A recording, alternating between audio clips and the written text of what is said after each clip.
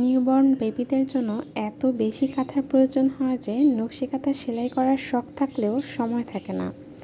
তাই এরকম একটি চোরামি পদ্ধতিতে কিন্তু আপনি সুন্দর একটি ডিজাইন করে নিতে পারেন। আর এই চোরামি করার জন্য আমি এখানে নিয়ে নিয়েছি একটি বক্সের স্কোয়ার ঢাকনা। আপনি যত বড় করে ঘরটি করতে যাচ্ছেন তত বড় একটি স্কোয়ার ঢাকনা নিয়ে নিলেই হবে। আর মাঝের জায়গাটি আমি পয়েন্ট আউট করার জন্য আমি 1 ইঞ্চি পরিমাণ কাঠের টুকরো নিয়ে নিয়েছি। আর এটা দিয়ে একেবারে মাঝখান থেকে আমি এটাকে 2 ভাগে ভাগ করে নিচ্ছি। এরকম করে আমি যেই কাজটি কাঁথায় ছক করে করতাম সেই কাজটি এখানে সিম্পলি করে নিয়েছি, যাতে আমার ছক করা না লাগে। এটাকে চোরামি পদ্ধতি বলতে পারেন। আর এই চোরামি পদ্ধতিতে কিন্তু নকশি কাঁথা ড্রয়িং করতে খুবই কম সময় লাগে। যাদের হাতে খুব একটা সময় নেই কিন্তু চাচ্ছেন যে একটি সুন্দর নকশি কাঁথা তৈরি করবেন, আর বেবিদের সত্যি এত বেশি কাঁথার প্রয়োজন হয় যে সব কাঁথা এরকম ছক করে করা সময়সাধ্য হয়ে ওঠে না, সেক্ষেত্রে কিন্তু আপনারা এইভাবে করে ডিজাইনটি এঁকে নিতে পারেন। প্রথমে আমি 2 দিক থেকে কতটুকু পরিমাণ আমি বাদ দিয়ে সেলাইটি শুরু করব সেভাবে করে দাগ দিয়ে নিয়েছি। মোটামুটি 1 ইঞ্চির মতো আপনারা বাদ দিয়ে তারপরে কাজটি শুরু করবেন। তারপরে ডিজাইনটি আমি প্রথমে বক্সটি কোণাকুণি করে রেখেছি। এরপরে এই যে কর্নারে যেই একটি স্কোয়ার ছোট্ট একটি বক্স হয়েছে সেই বক্সের সাথে মিল করে দাগের সাথে মিলিয়ে তারপরে কিন্তু আমি বক্সটি এঁকে নিচ্ছি। এই দাগের সাথে যদি প্রতিটি বক্স আপনি মিলিয়ে মিলিয়ে এঁকে নেন তাহলে কিন্তু প্রতিটি বক্সের গ্যাপ সমান হবে।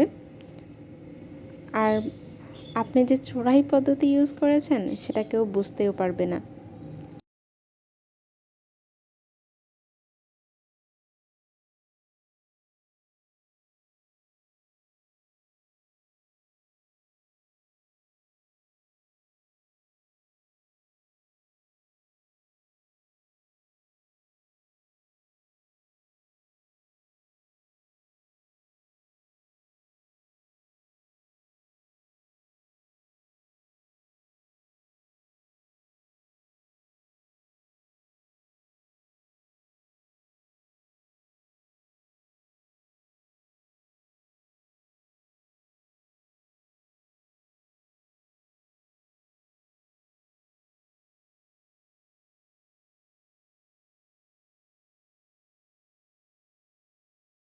আপনারা অনেকেই সেলাই কেমন হবে জিজ্ঞেস করেন বা সেলাইটি দেখার জন্য ইচ্ছা পোষণ করেন।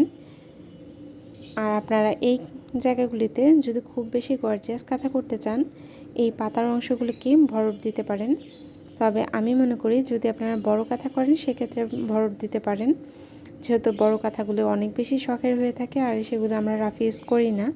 কিন্তু এই বেবি কাঁথাগুলি কিন্তু রাফ ইউজের জন্যই মূলতই আমরা বানিয়ে থাকি। তো সেক্ষেত্রে আপনারা এখানে সিম্পল সেলাই দিয়ে দিতে পারেন। আর এই মাঝের অংশগুলিতে আপনারা চেন 4 দিতে পারেন। কাঁথাকে সিম্পল একটি কাঁথাকে আরও বেশি গর্জিয়াস দেখানোর জন্য কিন্তু এই সিম্পল ট্রিক্সটি ইউজ করা খুবই জরুরি। কাঁথার মধ্যে চেন 4 ইউজ করলে কাঁথার সৌন্দর্য অনেক গুণে বৃদ্ধি পায়। আর খুব সহজেই কিন্তু এই কাজটি করে নেওয়া যায়। কম সময়ের মধ্যে অধিক সৌন্দর্য লাভের জন্য অবশ্যই কাঁথার মধ্যে চেন 4 ইউজ করবেন। আর তারপরও যারা আরেকটু গর্জিয়াস চাচ্ছেন এই পাতার মাঝখানগুলিতে 2টি বা 3টি পরপর চেন করে নেবেন, তাহলে কিন্তু ডিজাইনটি দেখতে খুবই ভালো লাগবে।